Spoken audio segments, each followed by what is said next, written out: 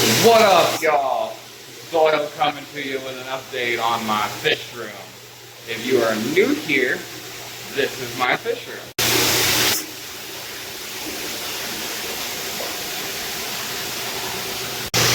Now this video is going to be a little bit more of a rant style video. Not really doing anything or showing you guys anything. I mean, I'll try and show you a couple of tips with some of the stuff that I've seen this week, but figured to just go over the last week I've had because I went through a living hell with and without the fish.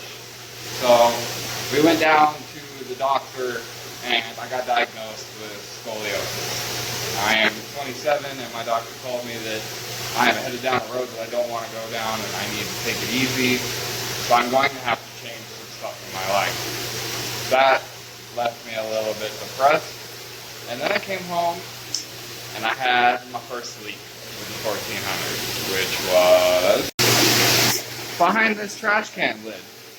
Because my resident red tail, with the divider in here, wasn't very happy. So he was pacing back and forth and he was trying to shove himself between my pump and the pond wall and poked a hole in it. So I fixed that hole, and then I get it filled back up, and he does the same thing again.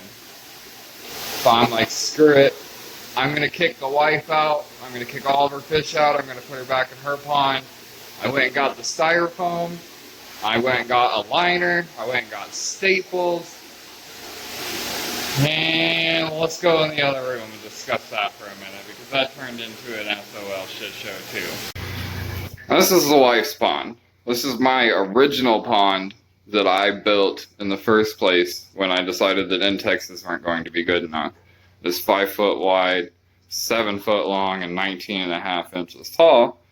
And I did a single layer of styrofoam across the bottom, so it was like lipped, and she didn't really like that. And where you see 2x4s here and here, I had braces running across, and she didn't like that either. But I did it for safety, because it was 350 gallons.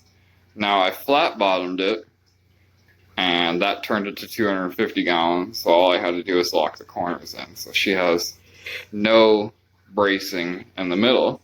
But I ordered the wrong liner. And I live out in BFE, East Jesus Nowhere, so I had to venture to go get another one. And then I get home, and when I have the right one, I come to find out that the staples that I have weren't the right ones, so I had to go get more staples. This thing was a nightmare, and in the middle of doing that, the red tail decided to put another hole in my pond, so let's go back in there and we'll check that one out and discuss that one. That hole down there was his next one. So I've been watching a couple people build ponds.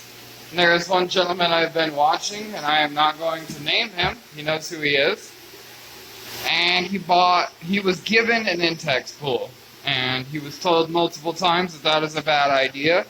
And it failed on him. And we told him, build one of these. And he decided that he was going to go buy a liner and spend money on it. And he bought the wrong liner, which is fine. I obviously just did the same thing. And then he bought the right liner, but he took that liner and he stuck it down inside of an Intex pool pond. And it failed again. And then he goes out and he builds a wood pond, just like this one. Yes, bro, you're finally getting it. And he drops the liner in on top of the wood with no insulation. Whether you want it for the insulative fact or not, you want it to keep the liner away from the wood. If the wood grows, or it cracks, or it does something crazy that you don't expect, you have 3/4 of an inch to 2 1/4 of an inch, depending on where you're at in the pool, of safety variable. Now the next mistake that he did was he double lined it. You do not want to double line these. And you do not want to seal the bottom of them off. Let me show you why. If you're leaking over here, say that spot right there, and you seal the bottom of this entire thing, it's going to find a way out. And if it finds a way out down there, you're going to think, well, maybe I have a leak here. Well, You come down here to the bottom. See this water? Water, water, water, water, water, water, water, water, water, water, water. Dry. Okay? And it's the worst in the middle. So you go up the middle.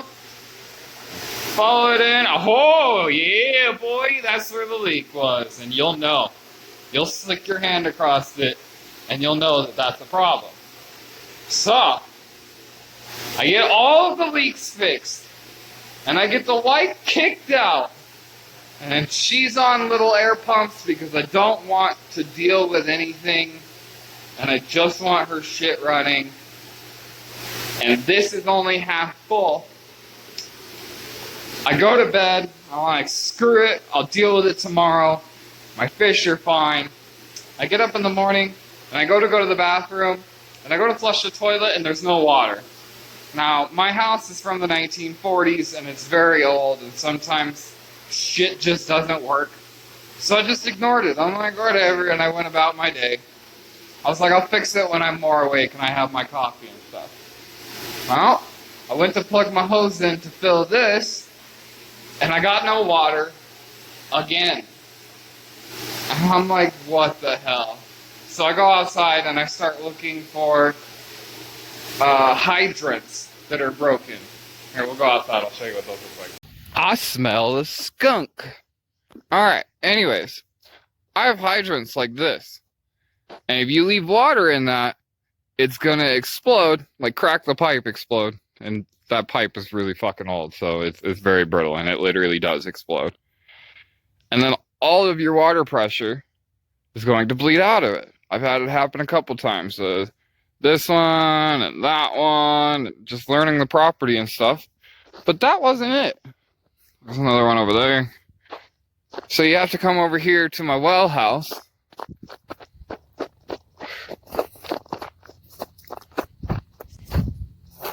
You open the door.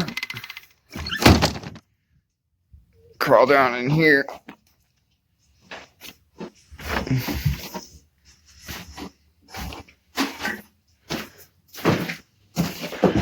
And from this valve, right here, to right there, every single bit of it exploded. Here's a piece I had to cut off the bottom. Here's some shards of it. And when it exploded, it froze all my piping to my well. This is where all my water comes from for my entire house. So I had to remove all of the broken stuff.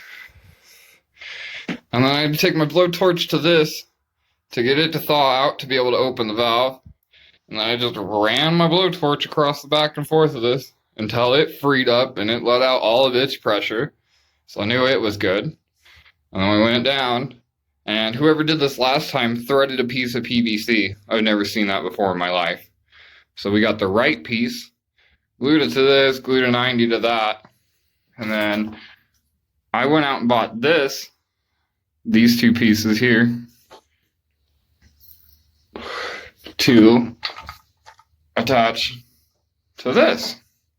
But this piece and this piece are not interchangeable because they're too fucking old and not the same. So I glued this 90 and I shoved it up, and I've got this piece underneath it, literally holding it solid. And I've got my heater in here, and it's finally drying out. That was an adventure. Finally got water back at like 11 o'clock last night, and it was negative something when I got my water back. Oh, crawl back out of here. Alright, got my water turned back on, and I started filling the pond, and the wife said, you need to fill the quarantine pond. So we've got it filled and running. Believe it or not, that's equal to my elbow deep. That's really deep. And then, I don't know what she's got planned to bring home. She's got something planned to bring home. I finally get this thing full. I finally get my floor dry. Everything's good to go. And I come over here and there's a leak again. And it's like coming from the same panel again, like I just showed you guys how to look for. Well, it's not coming from the pond. And I stick my hand up underneath it and water falls on my hand. So I follow it up and the trash can's leaking. Again. So like, it's just an ongoing thing. It's never been a half a gallon. We'll just put it that way. It's never been that much. But it's extremely frustrating to go over and over and over and over and over and over and over and over and over again when you just want to enjoy your fish and you're trying to deal with other shit. But we ran an airline off the Alita, back across the entire pond, all the way over and into there, and then we ran one up and over into the heater vent, and then we'll go into the other room and I'll show you where that comes out at. And it comes out there, it comes down, goes across the FX, back across the pond, and now she has air. And instead of doing little tiny air pumps, she has lots of air. So, on top of that, I went outside and started the generator and got it running for the first time in a couple months. And yeah.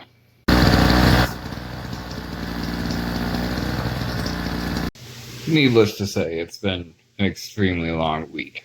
If you are going to keep monster fish, it is not an easy task.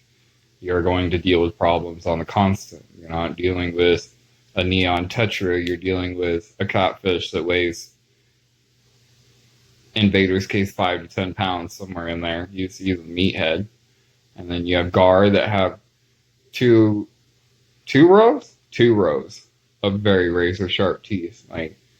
And at some point I'm gonna get a 45 mil liner, but until then, it's just trying to remedy the problem.